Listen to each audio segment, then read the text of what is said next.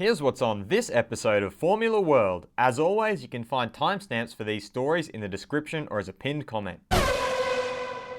First up on Formula World, Halo saves first life. The introduction of the Halo into F1 and its junior categories have sparked a lot of controversy and debate.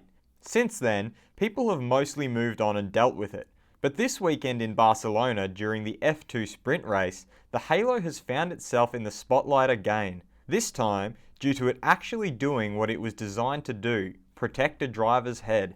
During the race, Nisei Fukuzumi's car collided with and launched onto Tadasuke Makino's car and rode up alongside of it before coming back down.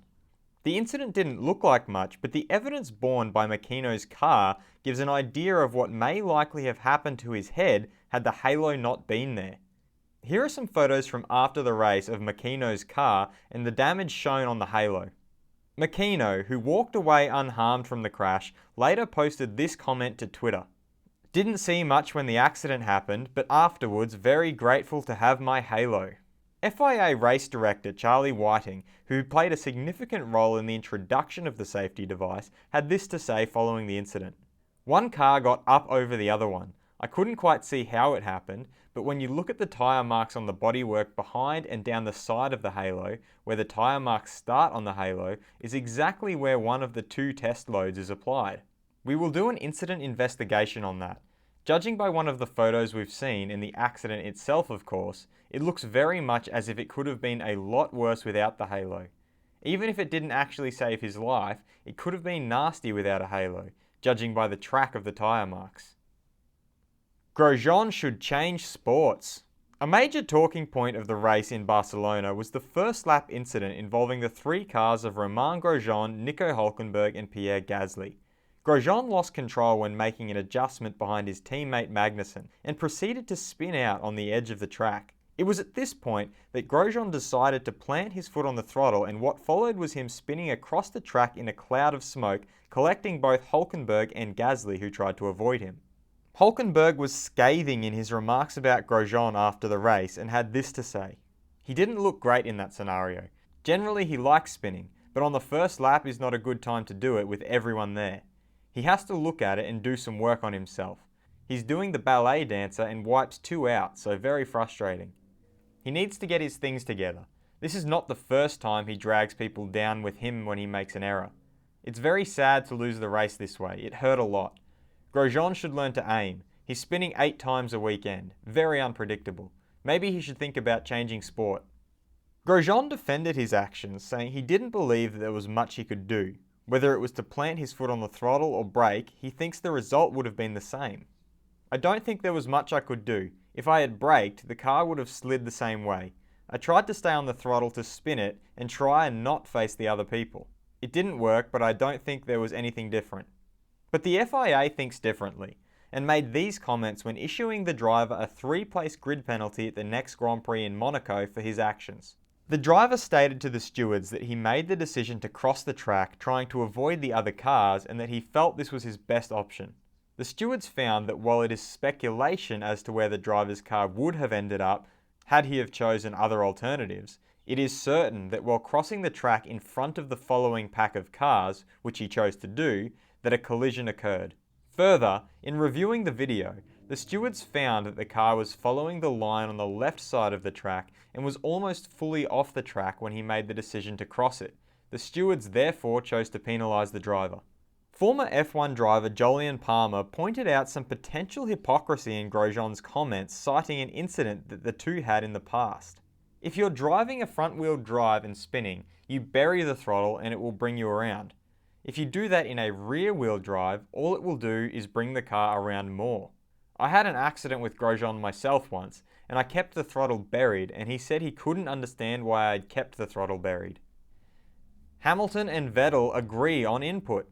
Following comments Lewis Hamilton had previously made about wanting drivers to be consulted over track design, both himself and rival Sebastian Vettel teamed up during a press conference when asked about the changes to the aero regulations for 2019.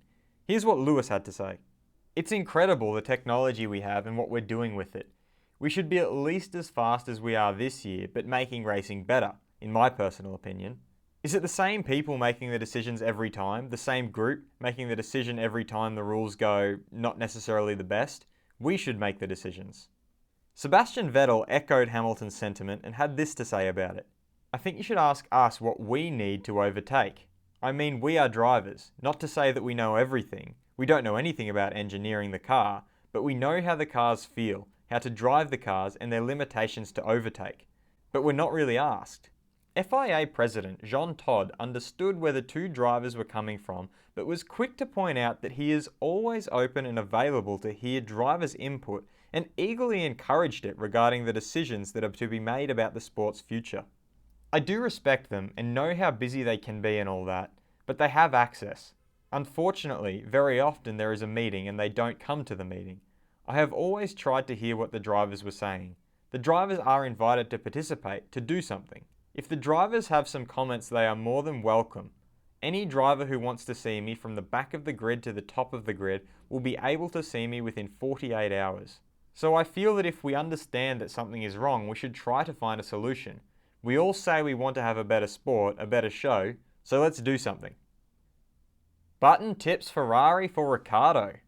It's well known around the paddock that Daniel Ricciardo's Red Bull contract comes to an end after this season, and there is a great speculation over where he may end up for 2019.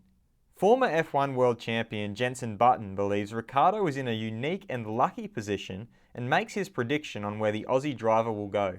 I'm guessing he has the opportunity of going to Ferrari, a possibility at Mercedes and Red Bull. It's a tough one. Those are the three top teams. No one really gets that opportunity, and he's very lucky to find himself in that situation. He's got to go with his heart and go with a team that feels right for him, with the team atmosphere. Personally, I'd like to see him in a Ferrari.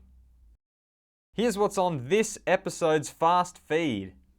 Renault wants to keep Sainz for the future. Ferrari told to remove halo winglets from Monaco Grand Prix onwards. Alonso calls F1 predictable.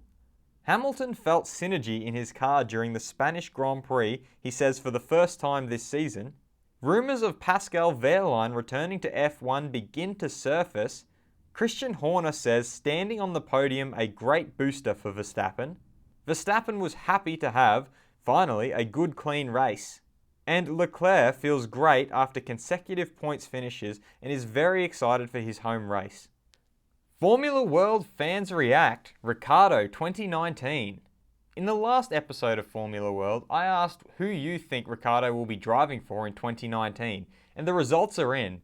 A massive 45% of you think Ricciardo will stay at Red Bull. 33% of you, however, think he will go to Ferrari, 18% say Mercedes, only 3% say Renault, and 1% say other.